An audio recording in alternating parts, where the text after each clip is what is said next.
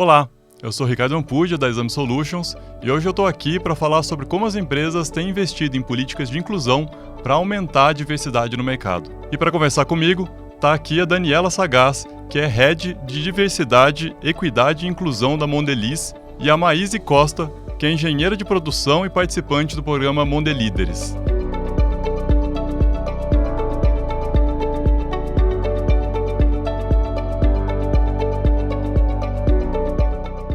Ô Dani, eu queria começar te perguntando, a diversidade hoje é um valor que é caro para o consumidor, né? O consumidor está cada vez mais atento se o que ele está consumindo, o produto que ele está consumindo, a empresa da qual ele está comprando, é atenta à diversidade que ele vê na rua, né? Se ela reflete a sociedade brasileira dentro dos seus quadros. Como que a empresa pode avançar, não só fazendo propaganda sobre isso, mas trazendo programas reais de inclusão e diversidade dentro da empresa? Como que é transformar uma política que seja realmente transformadora? Como que ela funciona?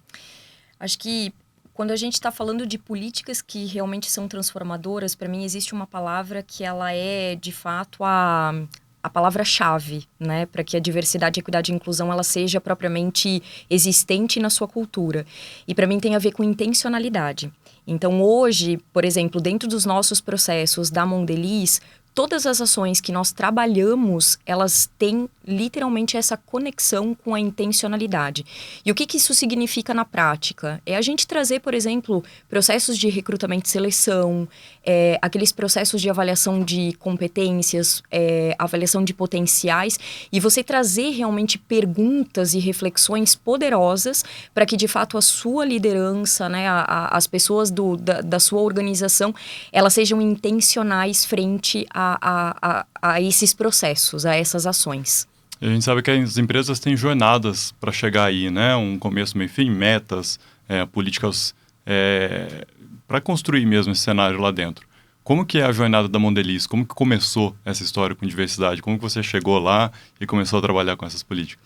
Acho que a Mondelez, assim como as demais organizações no mundo, começaram literalmente com uma política bastante forte, globalmente falando, conectada à questão de mulheres na liderança, né? Então, há muitos anos já se falava disso, sobre como que a gente trabalha a equidade de mulheres em posições de liderança. Ao longo dos anos, se percebeu um movimento, obviamente, global e também de mercado internamente no Brasil, sobre a necessidade de você olhar de fato o que é a nossa sociedade brasileira, ou seja, essa pluralidade. E aí, de fato, é onde a Mondelez começa, a partir dos anos aí de 2019, a começar a estruturar um pouco mais as suas frentes de trabalho. E a partir do ano de 2021, eu integro essa equipe, sendo a responsável aí 100% dedicada, para olhar, de fato, a nossa estratégia de diversidade, equidade e inclusão. E isso trouxe uma potencialidade ainda maior para a organização, com um foco em um direcional muito concretos para a gente conseguir, de fato, avançar dentro da nossa estratégia. E acho que esse é um ponto que acaba sendo um grande diferencial hoje da nossa organização, que é você, de fato, conectar a sua estratégia de diversidade, equidade e inclusão nos seus pilares de negócio. Né? Então, eu acho que isso é o que, de fato, alavanca e traz essa propriedade, traz essa cultura engajada, de fato. É orgânico, né? Exato. E como que também muito se fala hoje no mercado, que às vezes é uma queixa comum das empresas, talvez, de que eles tentam recorrer aos grupos minorizados para tentar trazer para dentro da empresa, mas às vezes eles não têm formação suficiente. Então muitas empresas começaram a perceber, então vamos formar essas pessoas e trazer as pessoas para dentro da empresa. Eu vejo que a Mondelez tem um programa nesse sentido, eu queria que você falasse um pouco sobre isso. É verdadeira essa queixa e a solução tem que partir da empresa?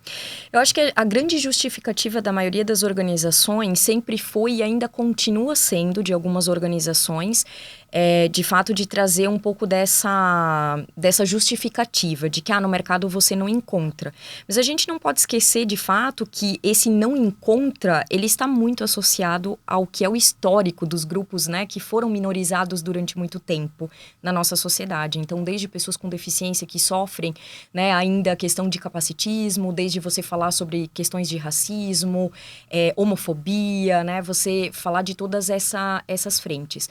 Então, esse contexto social, ele esteve durante muito tempo na nossa linguagem. E hoje a gente já percebe alguns movimentos, e aí, obviamente, né, dentro da nossa organização especificamente, a gente entendeu que essa justificativa, ela traria para a gente apenas uma forma de a gente trabalhar de forma ainda mais devagar para a gente alcançar a equidade, né? De todos esses grupos que a gente vem falando. Então, para mim, o mais importante disso é a gente ter essa virada de chave e entender, poxa, se isso faz parte do nosso contexto social, aonde, por exemplo, eu tenho hoje mais de 56% da minha população brasileira se autodeclara como preta ou parda e menos de 5% dessas pessoas assumem cargos de liderança hoje no Brasil, putz, tem alguma coisa muito errada. Então, aí é onde, de fato, a gente entende que como organização, como empresa, nós temos, sim, um papel social internamente falando e também externamente falando, para que a gente consiga mudar realmente essa realidade da nossa sociedade. Eu queria até fazer um disclaimer para quem está assistindo e talvez não conheça muito do mundo da diversidade. Por que a gente não fala mais minoria e agora a gente fala grupos minorizados? Queria que você me explicasse isso. Exato. Porque dentro desse contexto, quando a gente fala minoria, parece que nós somos a minoria no país, e nós somos a maioria, na verdade, né? Então, quando a gente olha os números percentuais, a gente percebe isso. Agora, frente a realmente, né, a racismo estrutural, a questão de capacitismo, as questões de homofobia, ainda existe muito a questão de você ser minorizado, ou seja, você ser visto com algum tipo de preconceito que te limita pelo olhar, pela fala, pela estrutura da sua organização, dizendo que você não é capaz ou que você não poderia estar ali dentro dessa posição de liderança, por exemplo. Porque hoje é muito comum, você olha cada vez mais o topo da nossa pirâmide, menos diversidade você tem. Então, isso é o que a gente precisa realmente começar cada vez mais mudar, sendo intencionais. Legal. Eu queria perguntar para a Maíse, mas você vem de um programa dentro da Mondelez, que é o Mondelíderes, que justamente vem nessa pegada, né? De trazer líderes dentro da empresa e fazer crescer cada vez mais. Queria que você contasse um pouquinho de você, de onde você veio e como você chegou na Mondelez. Muito bom, muito bom. Eu sou da Mondelez há 5 anos. Trabalhei boa parte do tempo na fábrica em Vitória de Santo Antão, em Pernambuco. E aí trabalhei muito na área da engenharia. Daí esse ano, né, eu estava planejando os próximos 10 anos da minha vida, e aí comecei a fazer os planos sobre os próximos passos, e foi quando surgiu a oportunidade de aplicar para o Mondelíderes. O Mondelíderes foi bem diferenciado porque abriu oportunidade para pessoas externas e para pessoas internas também. Então, nessa oportunidade, me inscrevi, fiz parte da seleção, e aí, recentemente, agora em outubro, né, assumi aí o novo cargo. Então, assim, está sendo uma jornada muito incrível, uma jornada de conectividade com muitas pessoas da empresa. Quando eu trabalhava na fábrica antes, então, eu tinha uma visão do negócio. Agora, a minha visão está se ampliando ainda mais. Então, assim, eu vejo uma super oportunidade realmente de crescimento, aceleração de carreira, aprendizado, e estou com tudo nessa. Que legal. E por que é importante participar de um programa assim? O que você... Muita gente, enfim, batalha para conseguir as carreiras, não encontra as oportunidades. Você encontrou oportunidade dentro da própria empresa que você estava e conseguiu galgar o seu espaço ali. Por que isso é importante? Como que você vê isso? Eu vejo que a gente acaba criando referências, sabe?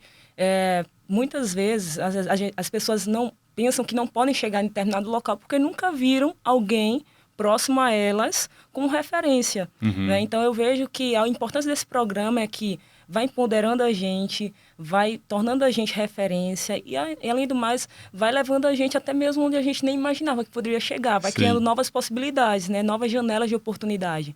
Então, eu acredito que programas como esse são importantes por isso. A criar referência do grupo. Isso é importante também, Dani, que tem uma coisa... Não adianta eu criar vagas ali para diversidade, mas colocar um negro dentro de uma equipe que é toda branca. Então, eu tenho 20 brancos que eu trabalhando com negro. Se eu não criar esse grupo de referência, de estrutura, de apoio, é menos eficiente para que essa pessoa continue nessa vaga também, né? Qual que é a importância dessa criação desses grupos de apoio, de suporte? Com certeza é de extrema importância. Eu acho que quando a gente está falando de grupos realmente que são minorizados, né, nesse contexto social que a gente vive, existe uma grande necessidade da gente criar representatividade. Até essa semana eu estava vendo, né, a gente está se aproximando aí do Natal e eu vi um vídeo no TikTok que eu achei muito bacana, assim, de uma menina de mais ou menos, acho que uns 5 ou 6 anos, que ela estava super feliz feliz porque era a primeira vez que ela ia ver um Papai Noel negro.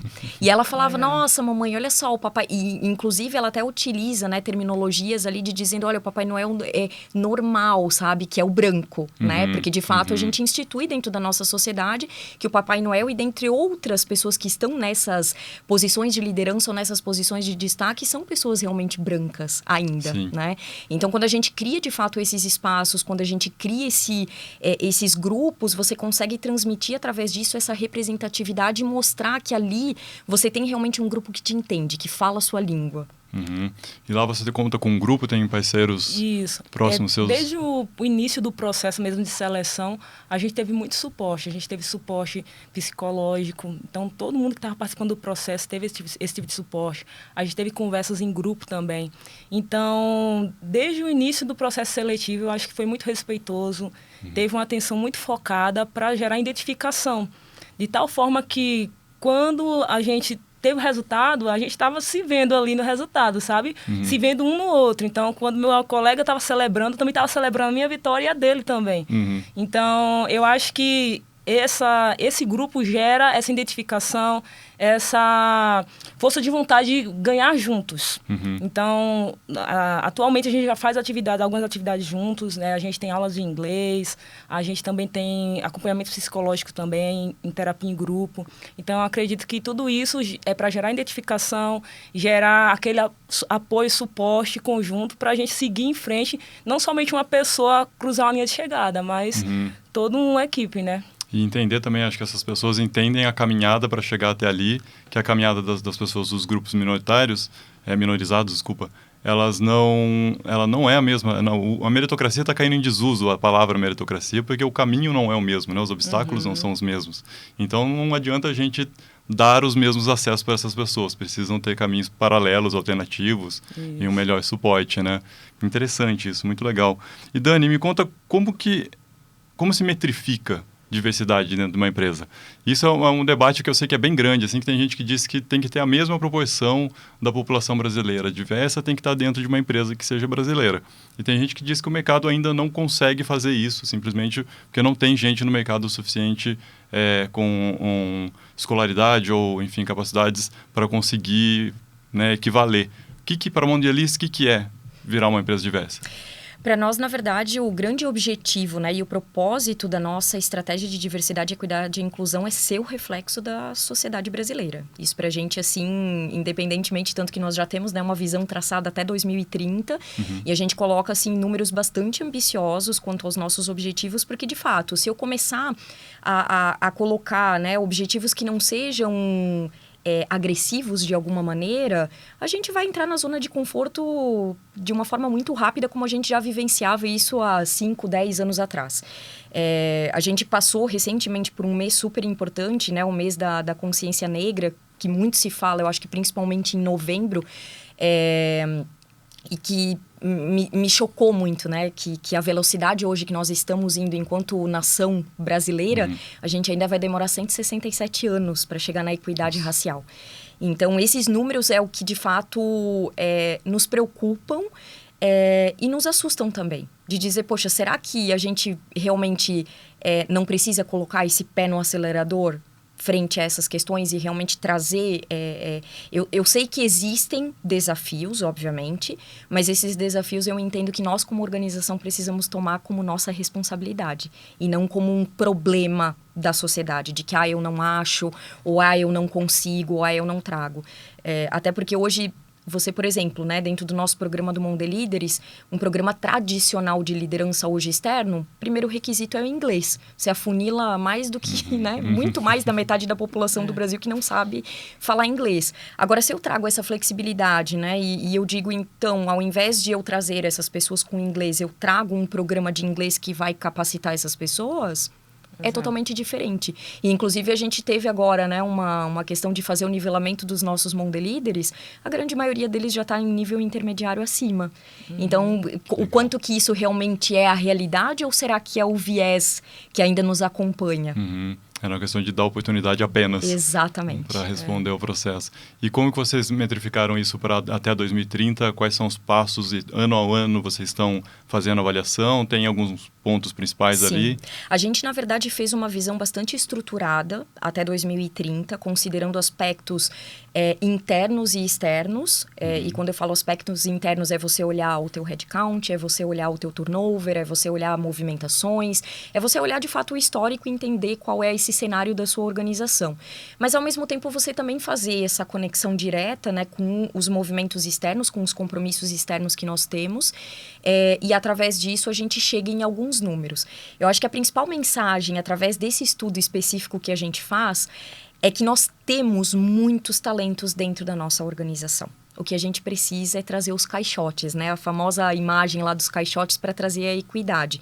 Então, é isso que a gente precisa, ter esse olhar cada vez mais intencional, trazendo essa linha de desenvolvimento muito conectado a uma aceleração de carreira para essas pessoas. Porque, de fato, se a gente continua, né, fazendo essa avaliação de performance ou a nossa avaliação de potencial das pessoas da mesma maneira, sem atuar frente a isso, trazendo programas de mentoria, trazendo programas de desenvolvimento específicos para cada grupo, porque cada grupo se desenvolve de maneiras completamente diferentes, então isso a gente também já entendeu. E é isso que, de fato, vai fazer a gente chegar nesse nosso objetivo até 2030. Eu queria fazer meio que a mesma pergunta para vocês duas, assim, que é qual o impacto, eu queria começar pela Maíse, qual o impacto tem? Você trabalhava na fábrica antes. Que impacto tem você ver essas políticas de diversidade acontecendo dentro da fábrica? O que mudou na sua vida? Antes você estava na fábrica, onde você vai se tornar uma líder. E que mudou no seu entorno? O que mudou no panorama? Na fábrica que você trabalhava, sabe? A empresa. O que muda a empresa com diversidade? Então, assim que eu recebi o resultado da seleção, é incrível. Todo mundo ao meu redor, ali na fábrica, estava torcendo junto. E aí, esse é o ponto de mudança. Entende que não é uma vitória só minha. Todo mundo ao meu redor também vê, poxa, há possibilidade para mim também. Então, eu acredito que gera uma visão, até mesmo para todos aqueles que estão trabalhando ao redor, do que pode ser o futuro, de onde você pode chegar. Então, especificamente para mim, né, mudou assim, também um pouco a vida, né, sair de Recife, vim aqui para São Paulo, né. O ambiente, eu acredito que é um ambiente que a gente aprende muito, né? Porque é um ambiente agora bem corporativo, então temos aprendido bastante. Mas eu penso que muda o eu e também muda o contexto geral onde você convive. Então as pessoas começam a ter uma visão melhor de futuro, uma esperança, né, do que eu posso me tornar. Legal. E Dani, uma empresa que fabrica doce, o que ela ganha sendo uma empresa diversa? Eu acho que ela ganha, de fato, a conexão colocando o seu consumidor no centro. Você ganha na sua retenção de talentos, você ganha na atração de talentos. Você ganha, de fato, eu acho que nas competências dentro da sua organização. E isso são estudos que trazem hoje, já não é uma coisa da nossa cabeça de dizer que a diversidade ela contribui ou que ela ajuda de alguma forma para diferentes ideias, para diferentes formas de pensar. Isso, de fato, eu acho que está cada vez mais objetivo dentro das nossas organizações. Então, para mim, trazer de fato a diversidade é você demarcar dentro da sua organização que você está olhando para o teu consumidor final. Afinal, nós somos, né, pessoas diversas, todos somos, de alguma maneira, aí, consumidores de algum produto. Então, para mim, é o quanto que eu converso, de fato, com os nossos consumidores internos e externos. Né? Maravilha, gente. Muito obrigado pela presença aqui na Exame. E boa sorte para vocês lá. Obrigada.